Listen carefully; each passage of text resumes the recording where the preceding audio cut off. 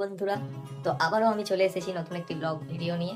Blog বলতে পারো আমার পার্সোনাল লাইফের সমস্ত কিছু ভিডিও, তো সেরকমই কিছু। তো আবারও আজকের আমি আমার সারাদিনে কি কি করি এবং না করি সমস্ত কিছু আপনাদের সঙ্গে শেয়ার করব। চলুন এবং আমার সাথে থাকুন পাশে। আমি আপনাদের কাছে সমস্ত কিছু শেয়ার করব যে সারাদিনে কি কি করতে থাকি। তো এখন এই মুহূর্তে রেডি হয়ে পড়েছি, আমি এই জায়গায় বেরোবো। তো ভিডিওর মাধ্যমেই আপনাদের সামনে তুলে ধরবো যে কোথায় কী করছি না করছি। তো চলুন দেখতে থাকি এবং ভিডিওটি শেষ পর্যন্ত দেখার জন্য অনুরোধ করব। Let's go. প্রথম ঘর থেকে বেরিয়ে আমি স্কুটিটি বার করে নেবো। স্কুটি করেই যেতে হবে। এখান থেকে ফার্স্ট যাবো বাস স্ট্যান্ড এবং বাস স্ট্যান্ড থেকে বাস ধরে তারপরে বেরিয়ে যাব আমার গন্তব্যস্থলে। চলো।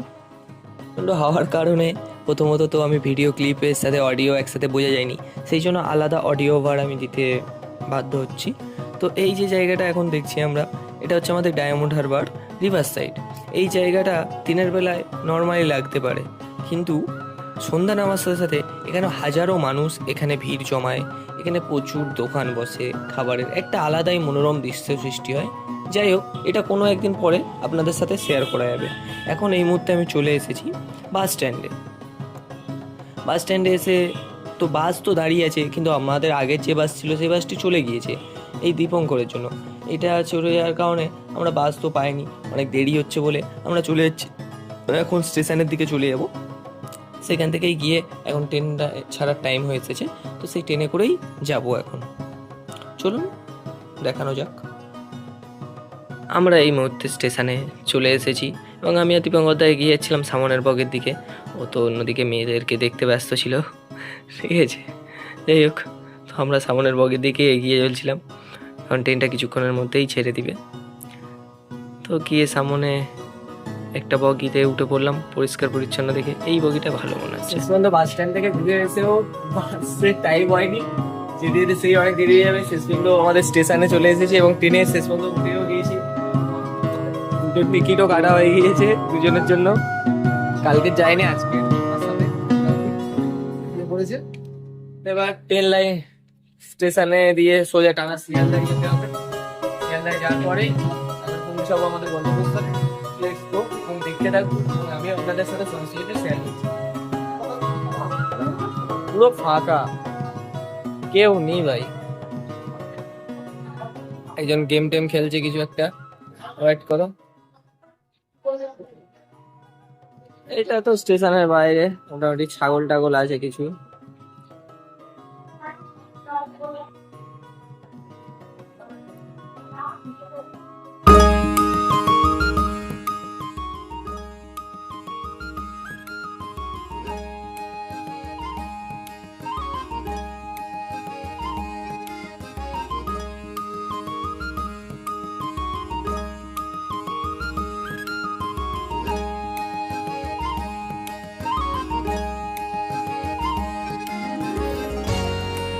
আমাদের সাথে এমন একটি জিনিস হলো যেটা ভাবতেও খুব খারাপ লাগছে এবং জানলে অবাকই হয়ে যাবেন।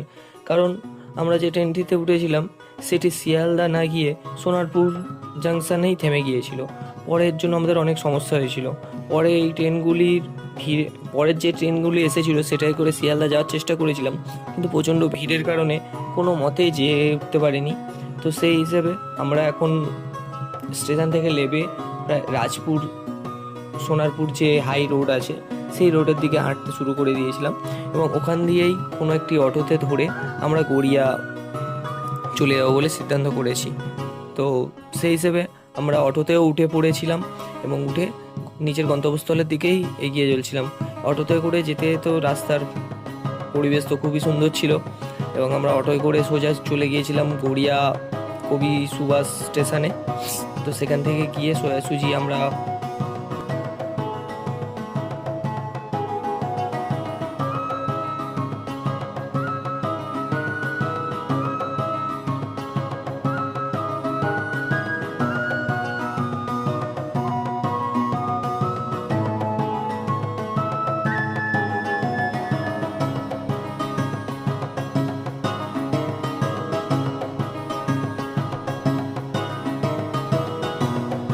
এই মুহূর্তে আমরা মেট্রোতে মোটামুটি উঠে পড়েছি।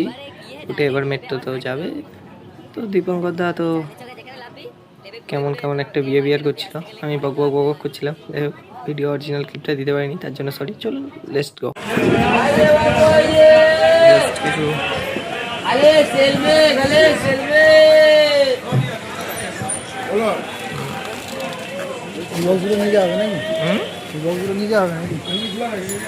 এ তো সে আগে এ তুষার ক্যাবিনেট হয় জানিস, সেরম টাইপের না?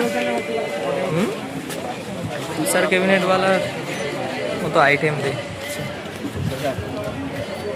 তুষার ক্যাবিনেট যেমন হয় এরকম টাইপের। এই মুহূর্তে আমরা চাঁদনি চকে চলেও এসেছি এবং চাঁদনি চকে চারদিকে মার্কেট ঘোরার পরে সামান্য ছোট একটা ক্লিপ আপনাদের আগে দেখিয়ে দিয়েছি আমি অবশ্যই। তো এবার আমরা চলে এসেছিলাম ক্যামেরা দোকানে, যেখান থেকে আমাদের দোকানের জন্য দরকার দুটো ক্যামেরা। তো আমরা এই ক্যামেরাই কিনতে এসেছি। তো দেখুন আপনাদের দেখাচ্ছি, একটা আছে ড্রোন ক্যামেরা যেটি রুমের ভিতরের জন্য, আর একটা হচ্ছে বুলেট ক্যামেরা যেটা সাধারণত বাইরে লাগানোর জন্য হয়, লং থ্রো।